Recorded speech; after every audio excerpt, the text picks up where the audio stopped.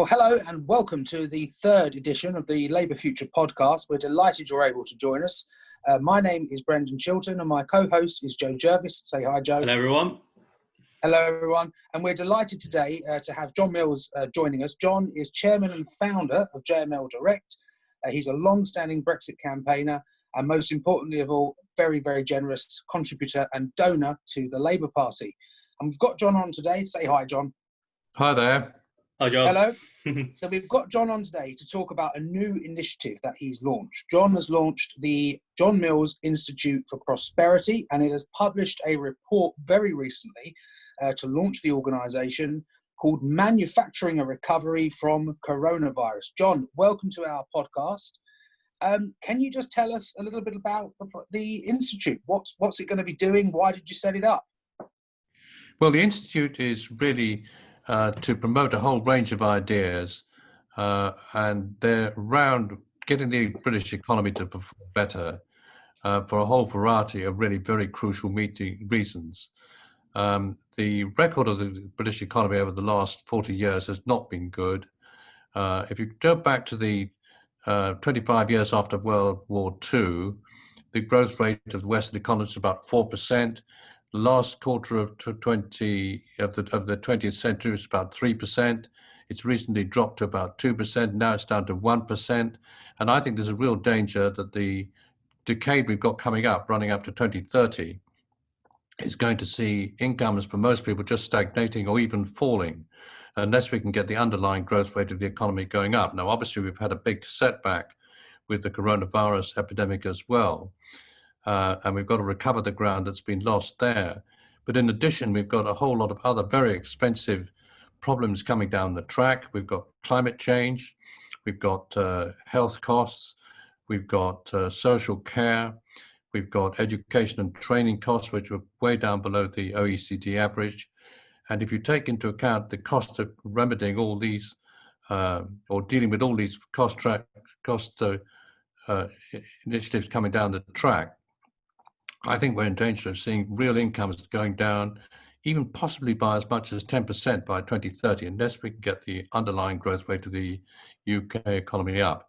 So really what the Institute for Prosperity is primarily focused about is trying to get the growth rate up from our current 1 or 1.5% at maximum to somewhere around about 3 or 4%, which is no great big deal. I mean, it's about the world average.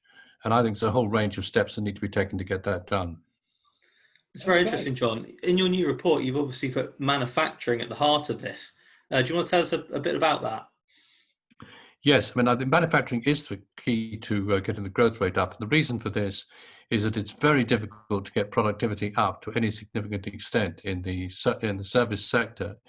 It's much, much easier to do this in the manufacturing sector. And if you look back to what's happened since the Industrial Revolution started 250 odd years ago, it's really a combination of technology and mechanization and better use of power, which has driven the increase in living standards we've got.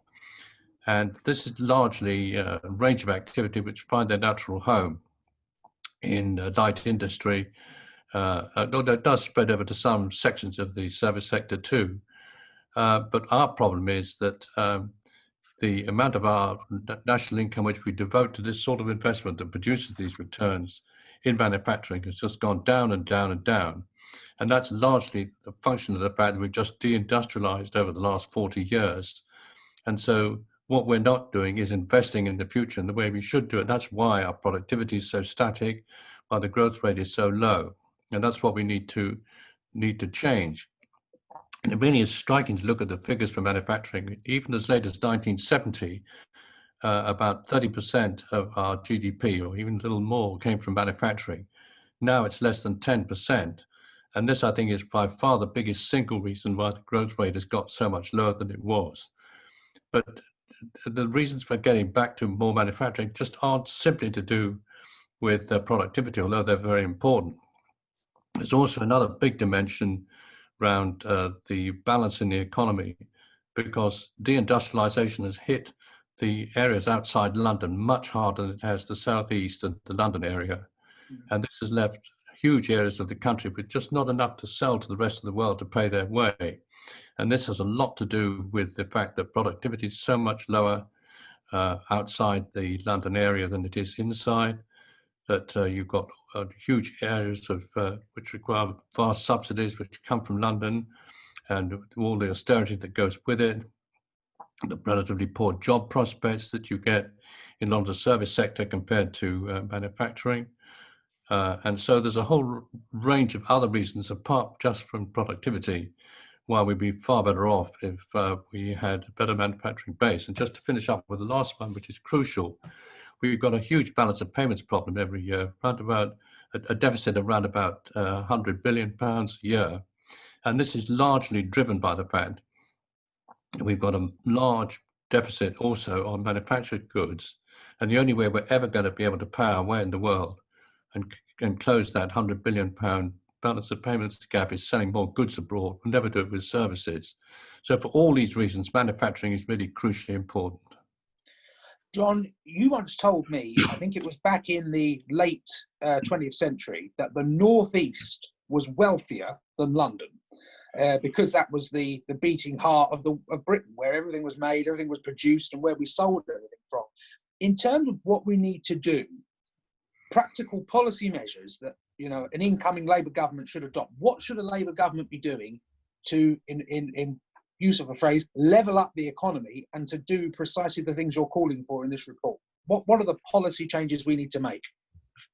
Well, there's a range of policy changes. Just incidentally, it was in about the 1920s that the south of the country started being richer than the north. Up until then, the north of England was better off because of all the developments in manufacturing there were than the south. And so it's the 1920s, which was a real lost decade for us, which really was the time when the switch started. But go back to your question about what the Labour government should do. I think there are two or perhaps three key areas that it needs to tackle.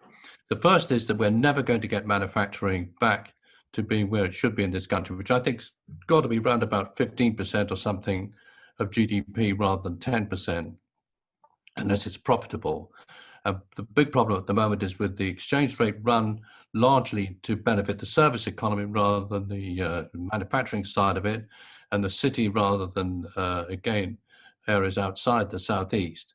What happened is the exchange rate's been too high to make it profitable for a lot of investment to take place in this country. And this is the major reason why we've deindustrialized. So the first thing we've got to do is to change our macroeconomic policy to making sure we have a competitive exchange rate. But that on its own is not going to solve the problem. Because the next thing we need to do is to make sure that there's a huge wave of investment on the back of the new prospects that open up. And the only way of making sure that happens is to make certain that there's enough flow of funds and enough cash available for investors and enough incentives to make the really big change in industrial prospects that we need actually happen. And I think you could get up from 10% to around about 15% of GDP coming from manufacturing in a relatively short period of time. I mean, I think you're probably talking about a minimum of 5 years, but probably not much beyond that. And we're never going to get a huge change like that made unless there's really big financial incentives to make sure that happens. And then on top of that, there's a whole range of complementary policies that we need to put in place on education and trading, on infrastructure, on making sure we got a decent internet system, all that kind of thing. It's a huge supply side agenda that goes with it. But all these things fit together into a sort of jigsaw where you need all the pieces. Unless you've got them all there, it just won't happen. So I think it's a huge, very exciting agenda potentially for a Labour government with a lot of upsides and a lot of increase in living standards, as well as better public services on the back of a better performance by the economy. But you need all these three elements in place to make it happen. John, obviously we've seen the fourth year decline in manufacturing, if you like. We've seen the shift towards services that you mentioned, partly due to neglect and partly due to design at different times. Do you think now with Brexit and the Conservatives' levelling up agenda, and obviously the way that coronavirus has exposed our weakness in terms of our supply chains and so on, do you think there is a political shift now towards your way of thinking? Well, I think people are much more conscious of the fact that we've got a very weak manufacturing base as a result of what happened with coronavirus. I mean, the fact that we were simply incapable of producing the PPE that people wanted, that we couldn't produce ventilators, we had no testing capacity, really sharply brought home the contrast between the way we run our economy and the Germans, for example. So I think there is more of a mindset. I think also the fact that the coronavirus has obviously really depressed the British economy. We've got a big recovery program, plus the costs that I mentioned earlier on of climate change and social care and health and all these other issues. I think people are really beginning to realize that there's a crisis looming up unless we do something about it, and that more radical changes are required than the Conservatives are talking about at the moment. I mean, they are talking about levelling up, but unfortunately, I just don't believe the sort of policies they're pursuing are really going to make that much difference. And one of the problems we've got in terms of selling this whole range of policies need to change is that most of the driving force for increased productivity actually is in the private sector, around mechanisation and technology and power. And a lot of what the public sector can do in terms of housing and schools and rail and road and public buildings and housing actually doesn't increase the GDP very much.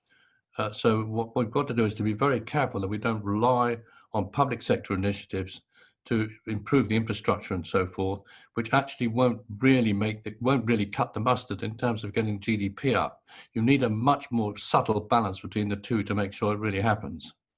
Yeah, and there's probably, sorry, Brendan, there's probably no, go ahead, Joe. Go ahead. A real danger, if you like, isn't there, that the left is going to turn the post-pandemic recovery into an argument about whether or not we should pay nurses a bit more. And we'll probably all agree that we should, but if we end up just falling into the trap of just having a debate about how big's the state and so on, then obviously that's not going to cut the mustard in terms of getting growth up and rebuilding our manufacturing and so on. So it feels quite important, doesn't it, that the political debate moves more towards the economics and getting GDP up and so on than just about the public sector, as you say, I think.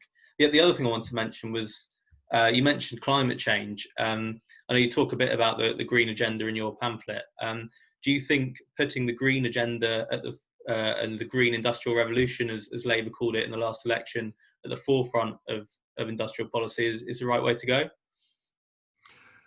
Well, I think the green revolution is very important. I think dealing with climate change is really very important too. But actually getting anything to happen there, if you're going to rely on the private sector to do a lot of it, is back to this question of profitability. And if it is cheaper to make wind turbines in Denmark than it is in the UK, that's what's going to happen. And I think it's really, really important, if we're going to make sure that Labour contributes as well as it should to the green revolution, that what we do is to make it as cheap or cheaper to manufacture the sort of equipment that's required to deal with climate change in the UK and not elsewhere. And going back to your earlier point about paying nurses and doctors and everybody else more, we can't do that unless we can get the GDP to a level which will support it. And I think actually one of the real problems coming out of the coronavirus crisis is that you've got perhaps, pretty well the whole of the public sector and maybe half the private sector still having the same remuneration and living standards being paid out to them as they were before, while you've got another third of the GDP, which is the hospitality sector and travel and bricks and mortar retail and so on, which have been decimated by what's happened, where incomes have absolutely plummeted down. And I think it's going to be quite difficult to readjust incomes across the piece in a fair way, which is going to recognize the huge contribution made by lower paid people and the public sector during the crisis we've just been through, with getting the economy back on its feet again, with remuneration for the other areas of the economy which has been so badly hit. So I think there's going to be some very awkward adjustments here, which will be made much easier if the economy is growing, but are going to be very tough to deal with if far from the economy growing, incomes are going down.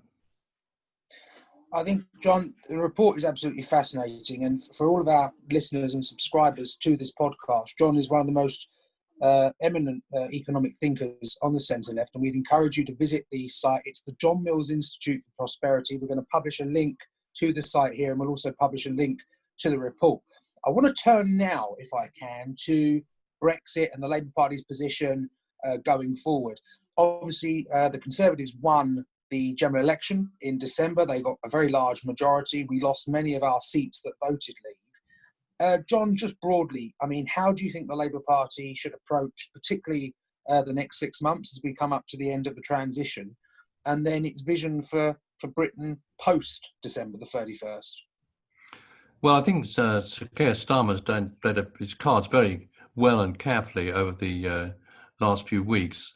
I mean, he might, particularly with his background, have campaigned for having a big extension for a year or a couple of years and revisiting the whole question, perhaps of Brexit, if not very careful. He hasn't done that. What he has done is to say that the government's got a mandate, the general election went the way it did, and what now needs to be done is for the government to make the best job it can of getting the undertakings they're given to get the exit completed by the end of this year in place. And that seems to me to be the right thing for Sir Keir Starmer to have done, one which we should support.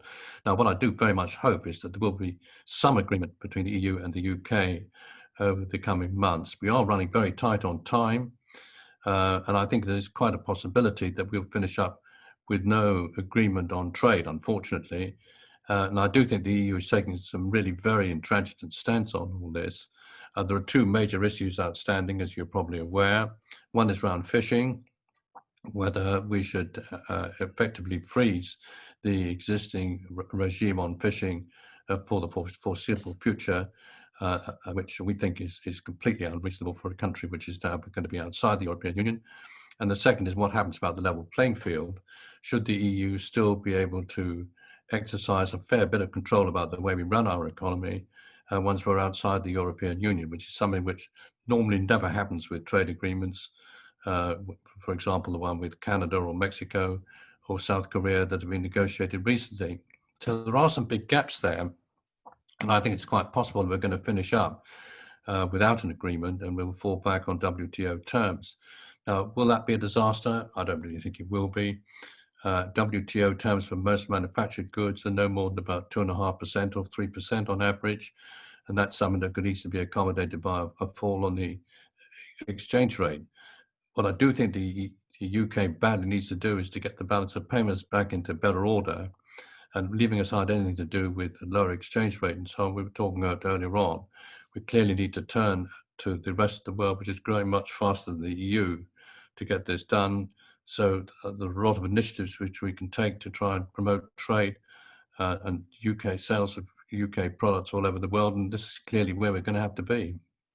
John, do you think, sorry, just to cut in again, Brendan, do you think I mean, I understand what you're saying about you don't feel that WTO terms are as bad as a lot of commentators are making out. But do you think it's worth taking that risk at the time when coronavirus has dealt such a blow to our economy? And is it not better extending by a year or maybe 2 years in order to negate some of that risk? Well, I can understand that argument. I think the question really turns on whether you think the situation is actually going to be any easier to negotiate in a year or 2 years' time than it is now. I mean, I think there are some fairly clear issues of principle here as to whether or not we're going to accede to the fishing regime that the EU has been talking about, and whether or not we're going to go along with their level playing field proposals. And the trouble is that I think if these just rumble on for a year or 2 years, all this is going to do is generate more and more uncertainty for businesses. They're not going to know what the final outcome is going to be. And if the decisions are going to be difficult and tough to take at any stage, I think we might as well get them taken as early as possible, so that at least you provide enough certainty, or as much certainty as you can, on the way forward. Is the disagreements with the EU, have they come at an awkward time when we've got the coronavirus issue to contend with as well? Clearly, this is a problem, but I think this is going to be a problem that's going to be there anyway, whatever we do. John, in terms of, I mean, obviously, if the government keeps to their commitments and we do leave the transition period on December the 31st, the UK is going to be out there and it's got to make its own way in the world. And we were talking earlier on about supply chains and the UK increasing its manufacturing and productivity. At the moment, we are incredibly dependent on countries like China for very cheap goods to be brought over here. In light of COVID-19, in light of what's going on in Hong Kong and all the other issues we know about, what do you think? I know you've done business in China, John. What do you think the UK's relationship with China should be? Well, I think it should be as even-handed as possible, but I think the problem we've got is that the Chinese are becoming more and more prosperous, more and more self-confident, more and more confident in their way of life, their political system, whereas the West, including the UK, is suffering from the reverse of all these sort of attitude changes. I think we're getting more defensive. We've certainly become more reliant on cheap imports, as you rightly say. And I think if we're going to stand up to China and avoid the sort of encroachments that we're seeing all over the place, I mean, just in terms of trading, in terms of political pressure, the sort of pressure that Chinese students are putting on academic institutions in this country, all this kind of thing, we've just got to perform better. I think one of the reasons for trying to get the UK economy to get its growth rate stepped up is that if we grow at 1% per annum for the next 30 years or something, and China grows at 5 or 6 or 7 or 8% per annum, which I think is quite possible, the change in world power is going to be absolutely enormous. And, are people going to maintain their confidence in liberal democracy if we stagnate and our incomes go down? Whereas you look across the other side of the world, you may have reductions in freedom, but people have got better holidays every year, new car, more opportunities, better schooling. I think people are going to be, views are going to be shaken and transformed by some of this, unless we're very careful.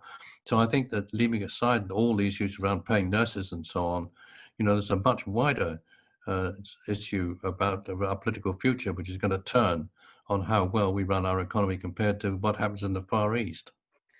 And are you getting a sense, John, that businesses are looking for more protection from unfair practices in China, or do you think they're quite happy to have as open trade as possible with as little government interference? Well, I mean, I think the biggest single problem that we've got with trading with China, we've got a huge balance of payments deficit with China. They sell, as far as I remember, about 45 billion pounds worth of goods to us every year. We sell about half that amount to them. So, I mean, there's a big gap there. As long as that goes on, I think it's very difficult to see how, we can avoid all the pressures that we've been under. I think we're in a very poor position, for example, to exercise much influence on what happens in Hong Kong.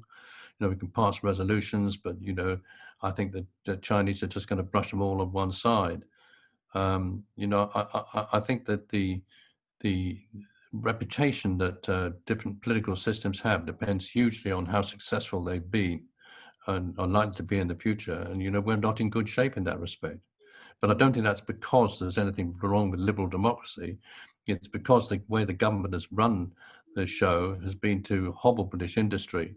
I mean, if you can step back for a second on how we've got there, and I think one of the problems about the British economy is it's dominated to such an extent by the service sector, where actually services aren't terribly price sensitive, and nor as high tech for that matter. And what you've therefore got is all the influence from London exercised on the macroeconomic scene by people who don't really care what the exchange rate is, whereas the country really depends actually on manufactured exports and manufacturing for increasing productivity, and that's what gets shafted and decimated as a result of an exchange rate which is too high. And it's this imbalance is really the core of the problem. It's fascinating stuff, John, and I think it's certainly something Labour and the Shadow Foreign team and Sir Keir Starmer's going to have to think about, because let's just turn to him for a few minutes. I mean, he became leader in the middle of a global pandemic with a government that had an 80-seat majority and a few weeks ago was at 50 points in the polls. And within a few weeks of him being leader, he's narrowed the Tory lead down from 20-something points to 6, and his own personal approval ratings are now above Boris Johnson's. John, I think he's your MP. He is my MP. He was your MP, so you know him relatively well. I mean, how do you rate Sir Keir Starmer's performance so far since becoming leader? I mean, what's he done? I mean, it's obvious what he's done good, but do you think he's played it right at the minute? I must say, I think he's done a really very, very good job. I mean, he looks really statesmanlike. He looks credible. You know, when you see him on television, you can envisage him being the prime minister. I think the way he's judged the situation generally has been very effective. I think, you know, the forensic way he's tackled problems has been just right. I think the balance he's got between supporting the government but being critical of it is really just where people want to be. And I suspect what will happen is that the ratings will go on going up for Starmer and Keir Starmer and going down for Boris Johnson. And I think it's quite possible that all the rumpus we've been through over the last week or two with Dominic Cummings is going to be a bit like the seminal change that what happened to the polls when we came out of the exchange rate mechanism in 1992. The confidence in the government is just going to erode and going to be very difficult to replace. And that's Labour's real opportunity for the next general election. I know that's quite a long way away at the moment, but the years slip by. And if you look what happened after 1992, right up to 1997, which is 5 years later, the Conservatives never regained the ground that they lost when we came out of the ERM. And I think that the debacle we've seen last week or two may well have the same impact. And John, you're very connected to obviously the Leave campaigns and people who voted Leave. Do you think that they feel the same way about the scenario over the last week or so? Because obviously the danger is always that Labour's building up support amongst groups and places that are already supportive of Labour. Do you think Keir's now having cut through with the people who left Labour in 2019, in terms of getting their support back? Do you get any sense of that? I think there is, and I think that Sir Keir Starmer's judged the situation very well in terms of not supporting having extensions and so on. I mean, I think that's just the sort of thing that a lot of the people up in the north of England who voted Conservative might have said, oh, well, you know, look at them all, they're doing exactly what we said they would. You know, they're not supporting the policies that we agreed at 2016. He's ratting on the ball. We're trying to go for another direction again. He hasn't done that. And I think he's judged that situation very well. Now, if it turns out that the negotiations go very badly, then I'm sure he'll go in on the attack. But I think to leave the Conservatives in the light of the general election with an opportunity to fulfill what they said they were going to do successfully and not to oppose it is the right policy to pursue. And I suspect that's resonating quite well in the north of England. I wouldn't be a bit surprised if there was an election tomorrow that all these seats that fell to the Conservatives, a lot of them would come back again. Interesting. Well, we hope so. Can I sneak in a final little question there, Brendan? So on the no, you go for it, Joe. In terms of say Brexit does go through, what Labour clearly needs. Well, sorry, Brexit has gone through, but say we get an agreement by the end of the year with the EU. Labour, we're then we're very much anyway in a post-Brexit world. What should Labour be saying about the opportunities post-Brexit? I mean, I know you've talked about about manufacturing and what we need to do there, but what's the Labour story about our place in the world, do you think, moving forward, and what the opportunities are?